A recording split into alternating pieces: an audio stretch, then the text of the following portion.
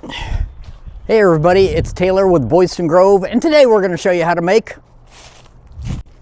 it's this way.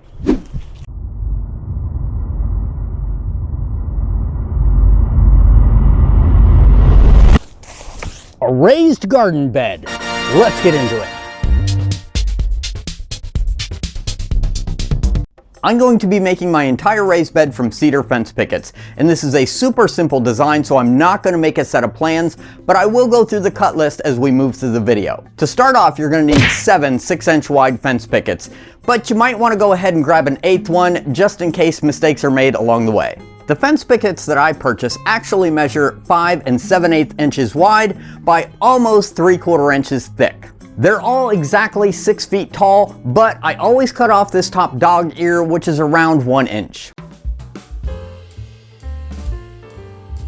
For my raised bed, I'm using a lot of pre-used pickets from temporary projects that I disassembled. You're going to need 8 side panels, which I cut to 23 inches long. That way I get 3 pieces out of each picket. I cut the 4 leg pieces to 35 inches long so I could make sure to get 2 legs out of 1 picket.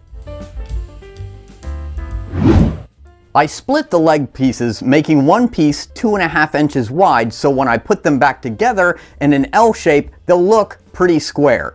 You'll see what I mean.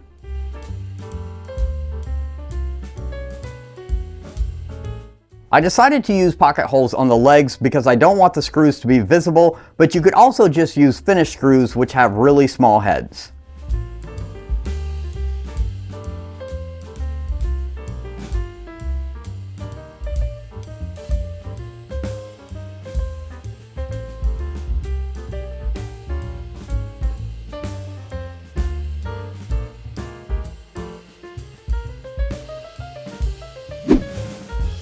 I started by assembling 2 of the 4 sides.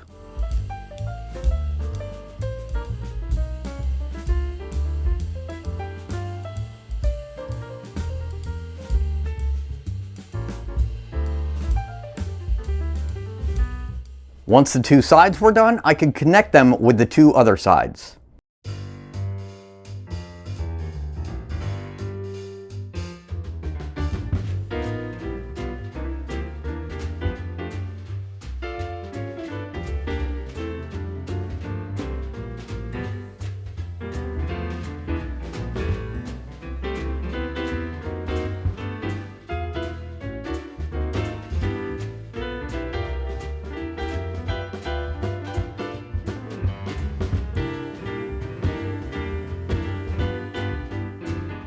I cut some 1-inch wide strips and attached them around the inside to create a lip for the bottom pieces to sit on.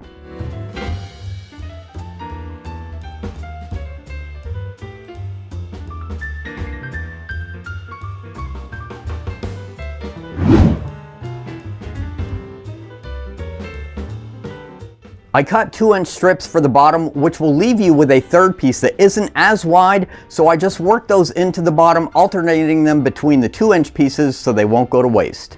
I also made sure to leave gaps between the slats for drainage.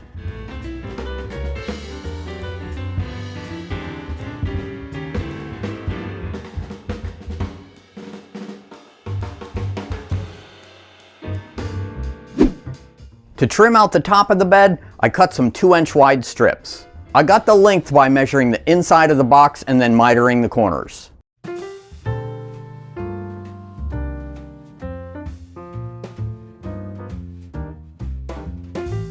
As an afterthought, I decided to cut some 1-inch wide strips and add a trim piece around the bottom of each side. Alright, let's pause right here for a minute. We're pretty much done with the construction portion of the project, and now we're moving on to the gardening section of the project. And I just want to preface this by saying I am by no means a gardener. I do not have a green thumb. I pretty much have no idea what I'm doing. I'm just kind of winging it. I don't know, son. That's not how we do things around here. Now, I'm sure there's going to be plenty of people sighing in frustration as they watch me struggle through this, so make sure to let me know in the comments below what I could be improving on, because after all, we're all here to learn. I started by lining the bottom with garden fabric. I really felt that there needed to be some kind of something between the dirt and the wood.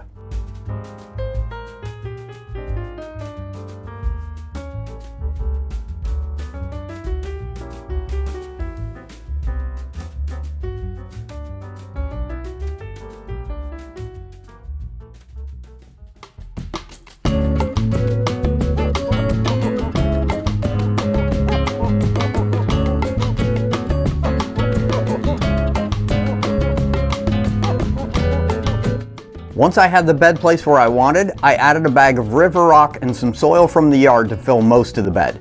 Then I mixed in a bag of garden soil.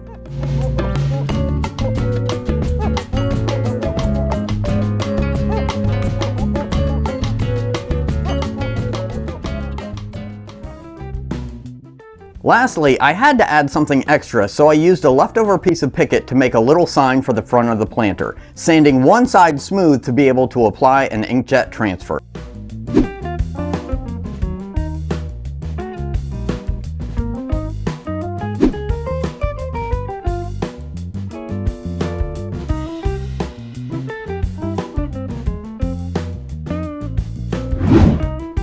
If you're interested in how to do these inkjet transfers, we have a full tutorial. I'll make sure to leave a link to that video in the description below.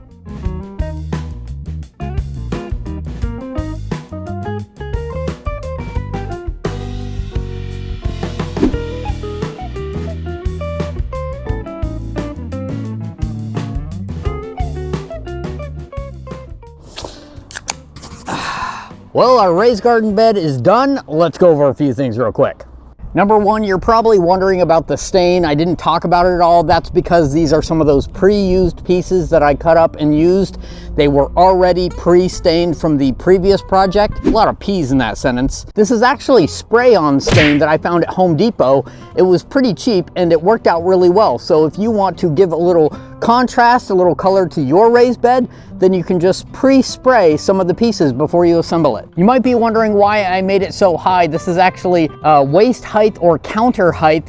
And my question is, why wouldn't you want it comfortably high at counter height? As far as what I put in it, the river rocks is just something that I happen to have a bag of in the backyard, and I figured it would take up some space since this is pretty deep, so there was no real intention. I'm not really sure.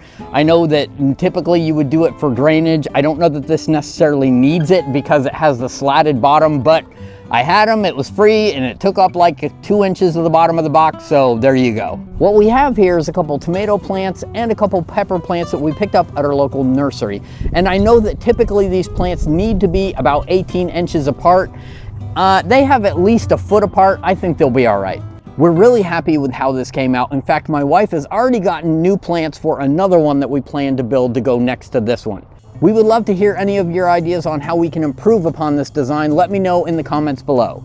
Thank you very much for watching. Be safe and have a great day.